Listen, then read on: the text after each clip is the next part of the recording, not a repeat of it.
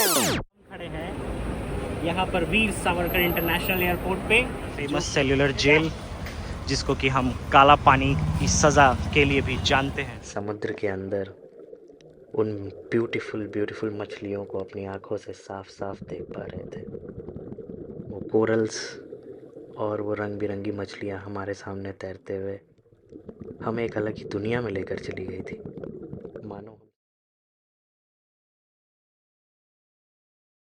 Here is the full view of the rock bridge.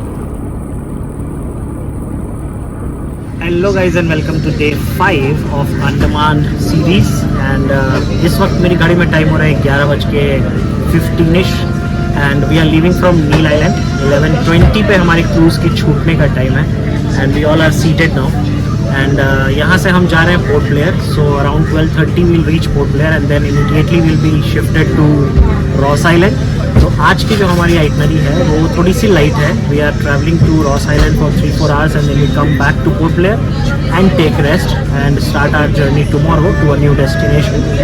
तो इन सुंदर नज़ारों के साथ निकलते हैं यहाँ नील आइलैंड से और आप लोग को लेकर के चलते हैं एक नए डेस्टिनेशन पे, that's Ross island.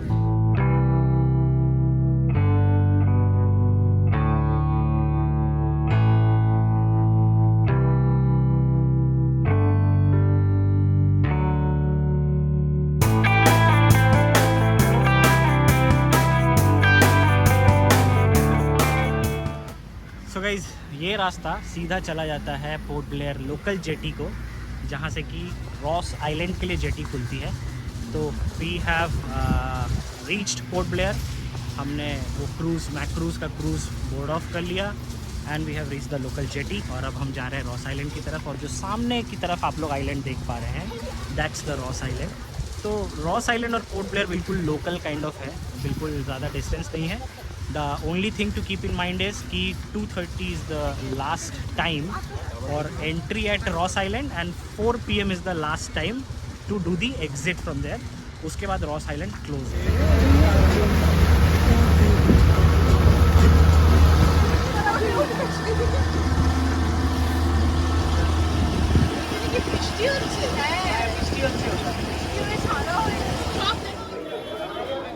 So guys now I have the right updates with me. So यहाँ रॉस आइलैंड, जिसका कि नया नाम हो चुका है नेताजी सुभाष चंद्र बोस आइलैंड, यहाँ पर जब आप आते हो तो the last entry time is 2:30. सो 2:30 आप एंट्री करते हो एंड यहाँ से जाने का जो लास्ट टाइम है इज़ 3:30. सो यहाँ पे जो ऑफिशियल्स रहते हैं वो आपको 3:30 में आइलैंड खाली करने और अपने बोट पे वापस जाने के लिए बोल देंगे. And the first attraction here is these beautiful dears that you can see behind me. तो ये पूरा आइलैंड जो है इज़ फिल्ड विथ डियर्स. मैं जिधर भी कैमरा पैन करूँगा आपको सिर्फ और सिर्फ डियर्स ही दिखेंगे. Beautiful deers guys, spotted deers, काफ़ी सुंदर and they are like very much used to the humans. और पीस ऑफ इन्फॉर्मेशन, यहाँ पे इस टाइप के गोल्फ कार्ट्स चलते हैं जो आपको पूरे रॉस आइलैंड घुमाते हैं एंड 640-650 पर कार्ट का चार्ज है. तो आई थिंक इस पे 3, 6, 2, 8 लोगों की कैपेसिटी है, आई थिंक सो, या 7 लोगों की. So you can book a cart and आप जा सकते हो. कि मैं आपको बता रहा था यहाँ पे सिर्फ और सिर्फ रूइंस बची हैं पुराने चीज़ों की. तो यू कैन सी ये पहले एक बेकरी हुआ करती थी and there is the water distilling plant and यहाँ पे पावर हाउस हुआ करता था ये वाला. And then these beautiful deers, they have made this island as their habitat now. Subordinates का क्लब हुआ करता था for junior commissioned officer, non-commissioned officers and other ranks of British troops at Ross Island. और ये club house कुछ ऐसा दिखता था एंड अब उसकी रूइंस जो बची है कुछ ऐसी दिखती है. तो this is the subordinates club here. Subordinate club से जब आप ऊपर की तरफ आते हैं तो यू हैव 3-4 रास्ते हैं जो यहाँ से बढ़ जाते हैं. So you have a beach upstairs and you also have an abundant church जो ये आप मेरे फिंगर टिप पे देख पा रहे हैं. This is an abundant church और इस चर्च के पीछे है फेरार बीच. इस तरफ है चीफ कमिश्नर का बंगलो एंड उस तरफ एक प्रेस्बिटेरियन चर्च फॉर यू. और ये कुछ ऐसा दिखता था and now the ruins are like this.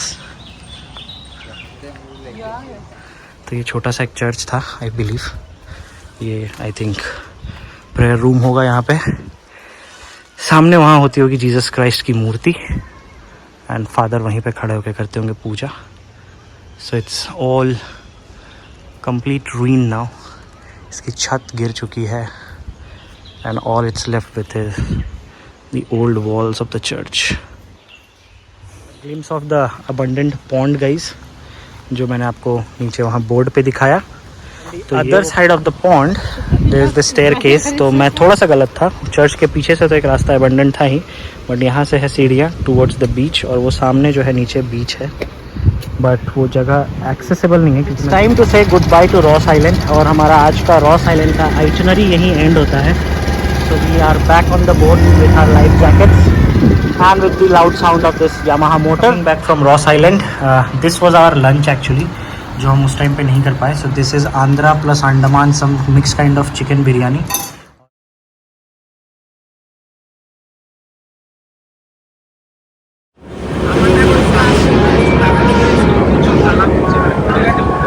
Hello guys and welcome back to day 6 of Andaman series. Time जैसा कि आपने देखा हो रहा है सुबह के 3:26 and we are already on the road.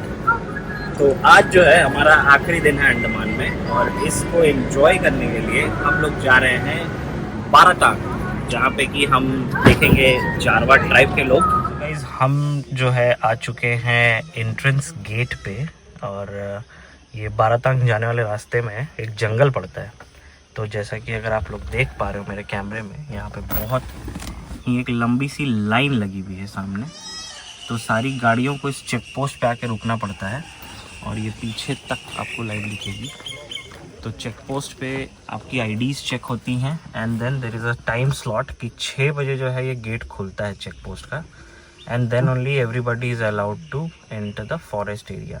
So guys जंगल क्रॉस करने के बाद एंड पर आकर के यहाँ पे गाड़ी जो है वो इस नदी के पास, समुद्र के पास, पता नहीं क्या है ये, यहाँ आके रुक जाती है, एंड देन आपको ऐसे बड़ी वाली बोट पे चढ़ा दिया जाता है, जिसके थ्रू आप नदी क्रॉस करते हो बाराटांग केव जाने के लिए। सब इन्फॉर्मेशन, हम इस बड़ी वाली बोट पे चढ़ के यहाँ तक आए, एंड नाउ हमको यहाँ पे उतरना है, एंड देन ये छोटी वाली बोट्स पे हम बैठ करके एक्चुअली मैंग्रोव फॉरेस्ट के बीच से होते हुए जाएंगे बाराटांग केव के लिए। तो गाइस इस बड़ी शिप से ऑफ बोर्ड होकर के हम जो है आ चुके हैं अपनी स्पीड बोट पे, and we are enjoying the ride a lot. बिल्कुल हवा की रफ्तार से बातें करते हुए हम तेज़ी से बढ़ रहे हैं बाराटांग केव की ओर।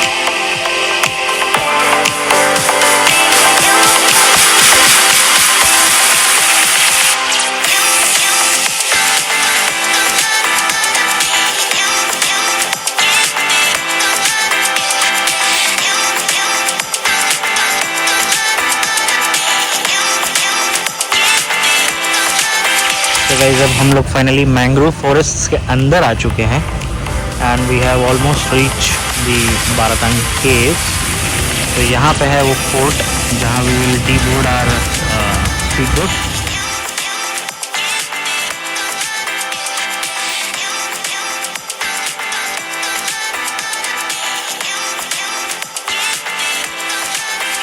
टूर गाइड ने बताया कि इस जंगल के बीच एक छोटा सा गांव है, जो आई थिंक वो सामने दिख रहा है वही है, एंड टोटल 8 फैमिलीज़ हैं जो इस गांव में रहती हैं यहाँ।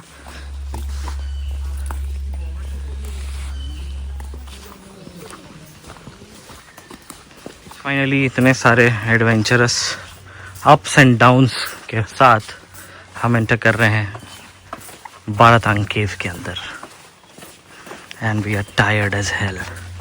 गाइस यहाँ आने के बाद पता चला कि यहाँ पे 2 केव्स हैं, cave 1 and cave 2। So right now we are heading towards cave 1। यहाँ से स्टार्टिंग पॉइंट था सर। केव का लेंथ जो है 120 मीटर था पहले। बहुत साल पहले जो है भूकंप की वजह से स्टोन जो है टूट के नीचे गिर गया, और डायरेक्ट सनलाइट और डायरेक्ट रेन वाटर पड़ने की वजह से ये जो ब्लैक स्टोन दिख रहा है, ये सारा 60 मीटर जो है डेड पार्ट है। 40 मीटर जो है ऊपर से पूरा कवर रहेगा सर। वहाँ पर स्टोन जो है व्हाइट कलर में नजर आएगा, वो सारे स्टोन जो है अभी भी ग्रो कर रहे हैं। तो 40 मीटर जो है एक्टिव पार्ट है, और 20 मीटर से 2004 में जब सुनामी आई थी तब जो है भूकंप हुआ था, उसके वजह से 20 मीटर अंदर में स्लाइड होके बंद हो गया। तो 40 मीटर ही लाइव बचा हुआ है। तो 40 मीटर जो है पूरा अंधेरा रहेगा, वहाँ पर आपका फ़ोन का फ्लैश लाइट जो है ऑन करके चलिएगा। और 40 मीटर जो व्हाइट कलर में स्टोन रहेगा उनको टच नहीं करना है, क्योंकि बॉडी टेम्परेचर की वजह से स्टोन जो है ब्लैक हो जाता है और ग्रो करना बंद हो जाता है, इसलिए कोई भी स्टोन को टच नहीं करना है। और 40 मीटर पूरा एक साथ में ही चलिएगा। मैं वहाँ से कैसे फॉर्म कर रहा है और क्या चीज़ देखना है मैं बताते चलूँगा सर।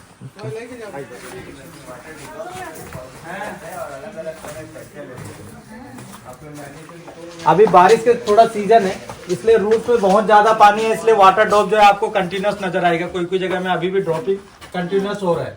आप ड्राई के सीजन में आएंगे, जो ड्रॉप दिख रहे हैं ना, वो ड्रॉप जो है जम जाता है। तो 1 ड्रॉप को स्टोन बनने के लिए पूरे 1 ईयर लगता है। तो वैसे ड्रॉपिंग होके बहुत सारा स्ट्रक्चर बनते जा रहा है, वो आपको इमेजिन करने के ऊपर है। जैसे कि यहाँ पर देखिए बैकबोन के स्ट्रक्चर में आपको नजर आएगा। ये सारे वाटर ड्रॉप जो है वहाँ पर देखिए, वो ड्रॉप दिख रहे हैं ना, उनको जमने के लिए पूरे 1 ईयर लगता है। तो वैसे ड्रॉपिंग होके बहुत सारा स्ट्रक्चर बनते जा रहे हैं। जैसे कि यहाँ पर बैकबोन की स्ट्रक्चर में बना हुआ है, और यहाँ पर देखिए आपको जैसे गणपति जी का हेड होता है ना, वैसे ही स्ट्रक्चर आपको नजर आएगा। इस तरह बहुत सारा स्ट्रक्चर बना हुआ है, आपको इमेजिन करने के ऊपर है। मैं कुछ स्ट्रक्चर आपको दिखाते चलूंगा, और यहाँ से कोई भी स्टोन को कृपया टच मत कीजिए। ऑक्टोपस के स्ट्रक्चर में आपको नजर आएगा, और इस साइड में देखिए छोटे छोटे जेलीफिश की शेप में नजर आएंगे। ये सारे वाटर ड्रॉप से कारण नेचुरली बन के आ रहे हैं। जो ड्रॉप ऊपर जमा होके बन के आ रहे हैं, जैसे कि ये ड्रॉप को देखिए, ये जो है ऊपर जमा होता है, ये ऊपर से बन के आ रहा है। और जो ड्रॉप नीचे गिर रहे हैं, नीचे से भी बन के आ रहे हैं। जैसे कि वहाँ पर नीचे से देखिए, नीचे ड्रॉप गिर रहे हैं, नीचे जम के बन के आ रहे हैं। यहाँ पर तो हमेशा क्राउड चलते हैं, उसकी वजह से यहाँ पर ग्रो नहीं कर पा रहे हैं। वहाँ देखिए नीचे ड्रॉप गिर रहे हैं, नीचे से भी बन के आ रहे हैं। तो जो ऊपर से बन के आ रहा है उसको बोलते हैं स्टैलेक्टाइट, और जो ड्रॉप नीचे से बन के आ रहा है उसको बोलते हैं स्टैलेग्माइट। और यहाँ पर देखिए मिल्की व्हाइट में आपको नजर आएगा, ये जो है हैलेक्टाइट। तो 3 टाइप से स्टोन जो है ग्रो कर रहे हैं, स्टैलेक्टाइट, स्टैलेग्माइट, और जो ये मिल्की व्हाइट में दिख रहे हैं हैलेक्टाइट। 3 टाइप से स्टोन जो है ग्रो कर रहे हैं। अगर इंच में लेंगे तो पूरे 1 ईयर में 1 इंच या हाफ इंच ग्रो कर रहे हैं पूरे ईयर में।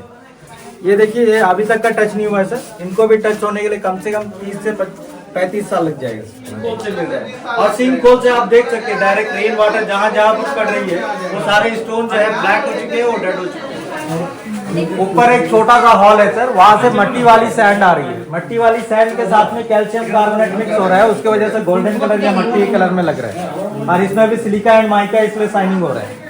और आगे देखिए, जैसे मैंने बताया था कि 20 मीटर जो है 2004 में जब भूकंप आया था 9.1, उसके वजह से स्टोन जो है पूरा क्रैक हो गया सर। और सामने जो स्टोन दिख रहा है वो टूट के नीचे गिर गया, तो अंदर 20 मीटर जो है ब्लॉक हो गया सर। 2004 से पहले 20 मीटर और अंदर जा सकते थे। तो इतनी ही एंडिंग पॉइंट है। सो गाइज, अभी गाइड भैया से हमें पता चला कि ये जो लाइमस्टोन केव है वो 1999 से खुला गया था टूरिस्ट के लिए। और चारों तरफ आप मेरे देख सकते हो मैंग्रोव फॉरेस्ट, और भैया हमें रास्ते भर काफ़ी अच्छी चीज़ें बातें बताते हुए आ रहे हैं। भैया आपका नाम एक बार बता दीजिए। विनोद कुमार सर। तो भैया का नाम है विनोद कुमार। आप लोग जब भी बारातांग आते हैं, आप विनोद भैया से मिलने का ट्राई कर सकते हैं। उनकी अपनी बोट है, 10 पैसेंजर्स एट अ टाइम, 10 लोग आ सकते हैं उनकी बोट पे, और वो लेकर के आते हैं यहाँ। और बहुत ही अच्छे से भैया ने हमको पूरा जगह एक्सप्लोर करवाया, काफ़ी अच्छी अच्छी बातें बताई, और काफ़ी सुंदर फ़ोटोज़ भी क्लिक कर दी हमारे लिए। तो थैंक्स फॉर दैट विनोद भैया। तो बस अब हम लोग यहाँ से निकल रहे हैं इन मैंग्रोव फॉरेस्ट के बीच। So guys, we are finally back to our room from Baratang caves. सुबह 2 बजे उठे थे हम, तो सुबह तो नहीं बोलेंगे उसको, मिडनाइट 2 बजे उठे थे हम। 3 बजे we started our journey from the hotel, and इस वक्त आई थिंक 4 बज रहे हैं, if I am not wrong. Yes, इस वक्त 4 बज रहे हैं। तो पूरे 12 घंटे की जर्नी और ट्रैवल बाय रोड करके हमारा बैंड बज चुका है, लेकिन it was a good experience. हमने जो है फॉरेस्ट, तो एक तरह से आप कह सकते हो कि हमने अंडमान में बीचेस देख लिए, हमने अंडमान में समंदर देख लिया, हमने अंडमान के जंगल देख लिए, हमने अंडमान के पहाड़ देख लिए। तो एक तरह से it was a really overall good package. जैसा तुम बोले कि हम लोग पहाड़ देख लिए, बीच देख लिए, जंगल देख लिए, और एक और चीज़ हम लोग देखे, दैट इज चारवार। एक्सपेक्टेशन से बाहर था, बट फिर भी हम लोग दिख गए वो लोग। तो suddenly all of a sudden रास्ते के ऊपर ही हम लोगों को दिखा, ऐसे ड्रेस पहन के। हम लोग को सोचे कि नॉर्मल सिविल लोग ही है हम लोग जैसा। But initially the first thought which came to our mind was कि वो एक्चुअल नहीं है, it was a setup kind of stuff, वो हम लोग को लगा। उतने में जितने में हम लोग को ये सब लग रहा था उतने में दूसरे साइड से एक ट्रक आ रही थी, जहाँ पे फिर से वैसे जारवा ऐसे फेस पे से ट्राइबल वाइट कलर का मास्क वाला फिर से आने लग गया। आँख खोलती ही सामने ही एकदम जारवा थी, क्या बोलूँ समझ में नहीं आ रहा है, बट वो लोग वैसे बैठे हुए थे and this time they were like in the proper attire. मैं एक्चुअली कुछ खरीदी भी हूँ, पूरा जैसे खरीदी हूँ वैसा ही वो लोग थे, वैसा रेड कलर का स्ट्रिंग टाइप का कुछ पहन के एंड वैसा ही अटायर में। हम लोगों को एक और जारवा दिखी, आई वुड से फीमेल थी वो, तो वो ऐसे पूरा फ्लावर का पूरा ऐसे पहन के माला वाला पहन के पूरा बैठी हुई थी। तो ये सब देख के तो पूरा मन भर गया। तो if you are lucky enough तो शायद आप लोग को भी दिखे। हमारा एक्सपीरियंस बारातांग केव का, जो कि आज हमारा डे 6 था of our Andaman series and this is our last day here at Andaman. तो कल सुबह जो है हमारी फ़्लाइट है बैक टू कोलकाता। तो अब हम यहाँ से वापस कोलकाता रिटर्न कर जाएंगे और अंडमान सीरीज़ के साथ जो अच्छी बुरी, गुड एक्सपीरियंस, बैड एक्सपीरियंस, वो यादें जो है अपने साथ भर के यहाँ से ले जा रहे हैं हम लोग।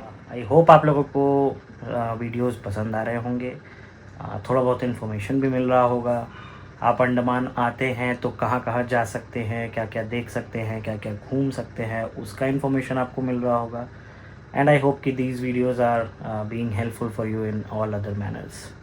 तो अगर आपको ये व्लॉग अच्छा लग रहा है, अगर आपको हमारे चैनल का कंटेंट अच्छा लग रहा है, तो लाइक, शेयर और सब्सक्राइब करना तो बिल्कुल भी ना भूलें।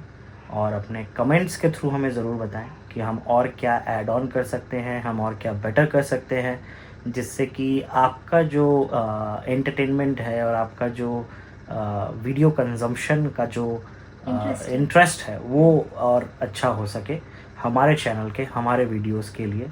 तो all the comments, all those suggestions are always welcome and we are valuable as well. तो with this happy note Andaman series के इस लास्ट वीडियो को यहीं एंड करते हैं और अब बस फटाफट से करनी है हमें पैकिंग और हम निकल जाएंगे यहाँ से कल कोलकाता के लिए। तो मिलते हैं आप लोगों से फिर किसी एक और नए एडवेंचरस ट्रिप के साथ, फिर किसी एक नई स्टोरी के साथ, किसी एक नई कहानी के साथ, किसी एक नई वीडियो के साथ। तब तक के लिए चैनल पे बने रहें और अपना प्यार यूँ ही दिखाते रहें। तब तक के लिए टाटा बाय बाय। चर्च की सीढ़ियों पर चढ़ते हुए, do you take Abhishikta Santra as your wedded wife? Yes father.